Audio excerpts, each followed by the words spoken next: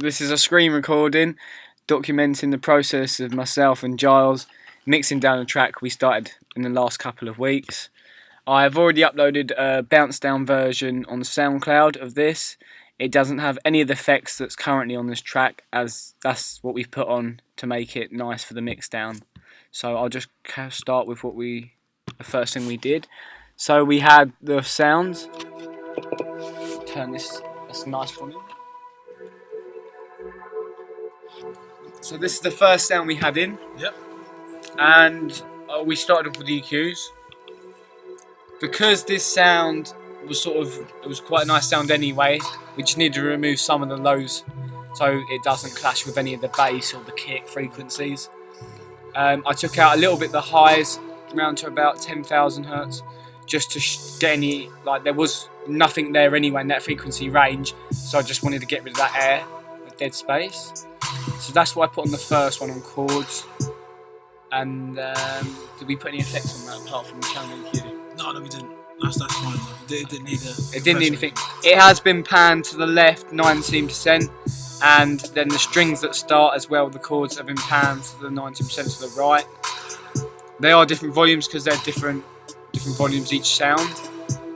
With the strings for the violin strings, I have taken out to 110 hertz and also just taken out up to 17,000 on the highs. Just like I say, to get rid of some dead space. Just quickly go to where it's playing the strings. So like I say again, there's just a bit of dead space at in the high little bits there. I mean, you can rise that, but it's not really making much difference. So I just took off them little bits. Just keep it clean. So the next thing we started to mix down was the 808. The 808 does have a lot of effects on. I'll let Gyles talk about some of the effects on the 808. Okay. Firstly, we started off with the compressor. To make sure the bass was as clean as possible, we decided to sidechain the kick to the bass, which is the bus 3, as you can see here. Right, what this does is pretty much, as soon as the kick signal comes in, the bass signal will cancel. So the kick cuts through the bass without interfering with any of the lower levels. Right, the next thing we did to the bass is what it is. The next thing we did to the bass is add a channel EQ. What we did is remove the lower frequencies to about 30 hertz, so it wasn't too subby, and then we cut the higher ends because we didn't want any of that dead air there at all, really. Right.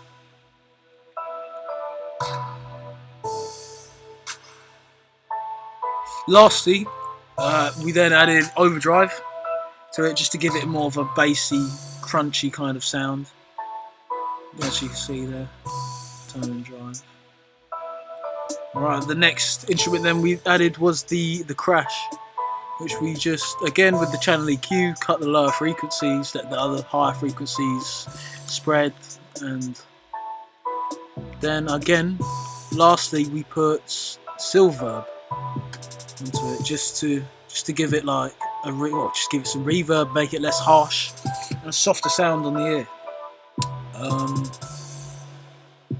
Next after that, we added the snare, which we then again cut the lower frequencies again as usual, and then added a reverb to it. This specific reverb is Platinum Verb, which is a great reverb.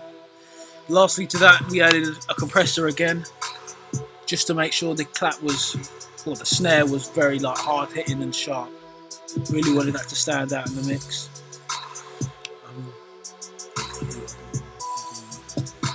The next instrument after that we added, just to make the snare a bit more full and hard hitting. Yet we added a clap.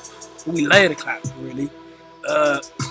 We did pretty much the exact same with the EQ, and I copied the same settings from the compressor on the last snare onto this, so they were kind of peaking at the same range and they were blending together better.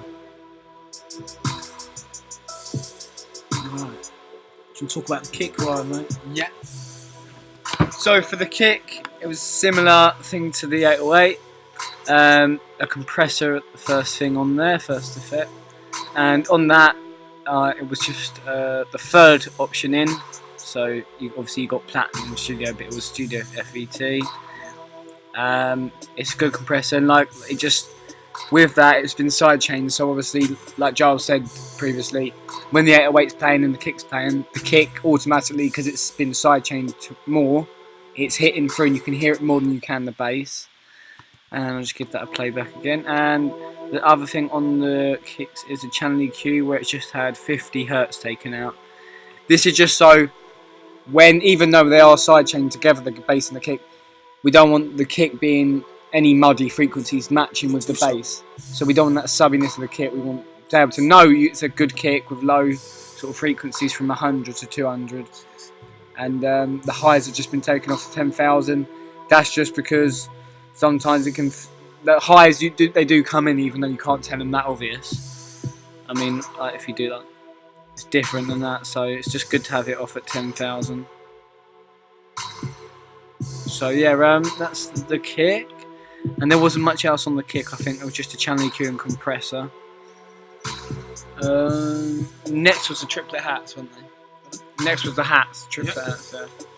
So the hats have just been panned 16% to the right, so it just gives that nice spacey feel. It's not sitting in the middle directly, it's spaced out, do you know what I mean? So on that, well the first, on that was the channel EQ, yeah.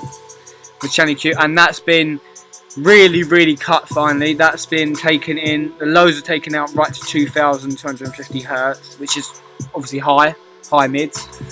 And then some of the highs have been taken out to 11,800, and just you can hear the hat coming through nice. It's not overly loud, and there's not all that horrible extra sounds from it. It's just the hat clear, no maybe little bit of reverb when it's been recorded or anything, so that's quite nice. And on that hats we've got some silver verb as well. The silver verb just gives it that nice bit of reverb, gives it a space to it, and also I feel like with the compression it tightens it up as well. I learned the compression technique off Gyles. He said he feels when he puts compressor on the hats it makes them tighter. I agree with this as well, and I think it really just adds a dynamic to the track.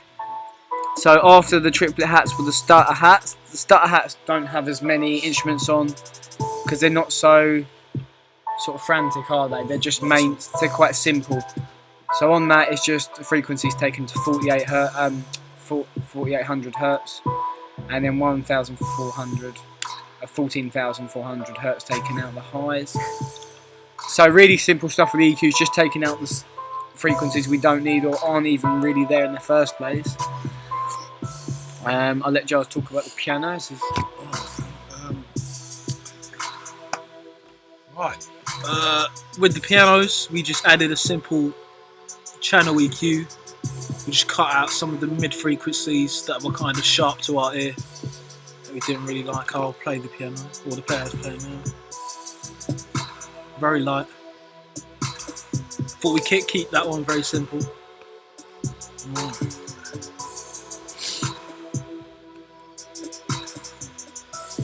Right. Next we added a lead. Just this lead is just another simple EQ. We just decided to cut the low frequencies and let the high frequencies breathe. Again.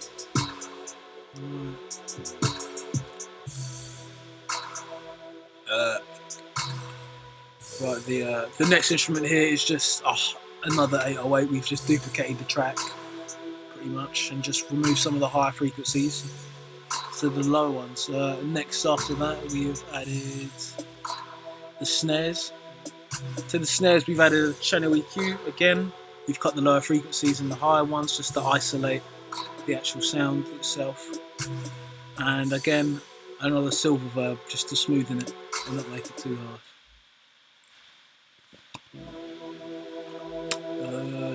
The next instrument here we've added is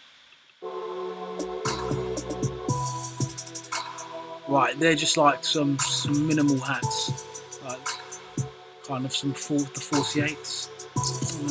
And yeah, to this again, we've isolated the sound by cutting the lower frequencies and the higher frequencies, so we can get the most out of our sound. I think they were snares. That's what I said. Yeah, snares. What do you think I said? Mate? We said hats. I didn't say hats. I said snares. Right, yeah, mate. We've got these next. Go on, bro. I'll let you get it. So for the next sound after the snares, we had the sound that had come in previously, the sort of, where is it? So we've got, it's not that one. We want this one. So it's a similar sound. I think it's just a different instrument, isn't it? Yeah. So it's the same melody being played there as the first It's sound. just a lower octave. It's just a lower octave. Yes. And it just gives that. It's the same. You expect it to be the same sound, but it's fatter and it adds a lot of thickness to it. And I think the lower octave really works well because it's not the same time as the higher octave. It's a sort of really good transition in the track. On that, I don't think there's been a lot put on there, if I'm honest. No, just a channel EQ. And that's like most of the stuff has had what needs to be taken out up to 380 Hz and then 8,700 Hz on the highs taken out too. Just quickly go back to start that again, and then I think we've got the saw lead next. So for the saw lead, that is, I'm pretty sure it's just a duplicate of the channel on the higher octave. Isn't it? Yeah. Yeah. So that's a duplicate of the thing but on a high. Because the difference, what the octave is ones. I think. Yeah. That one's plus 12. On the so 7 times the pitch. Yes. Okay. So the difference is between these three sounds is this has been pitched higher than any of the others. This is 12 semitones pitched up, and this one is 6, and then I believe the other one's, sorry, this one's 0, and then this one would be -3 and -12. So that's how we get them 3 different sounds off one instrument. I learned that off Gyles, and I feel it's a really good technique when producing. Also, we have the pianos. There's not really a lot done to the pianos. There is a channel EQ.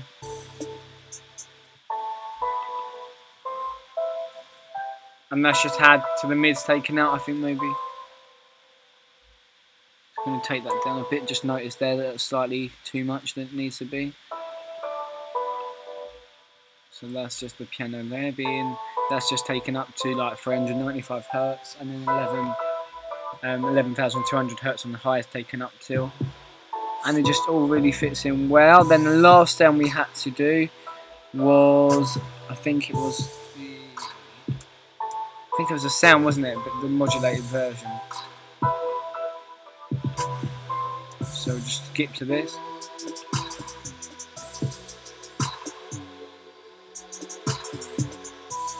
So that had a lot of highs taken out rather than the lows and highs. So that had, I believe, the 760, yeah, 760. That's taken out on the highs.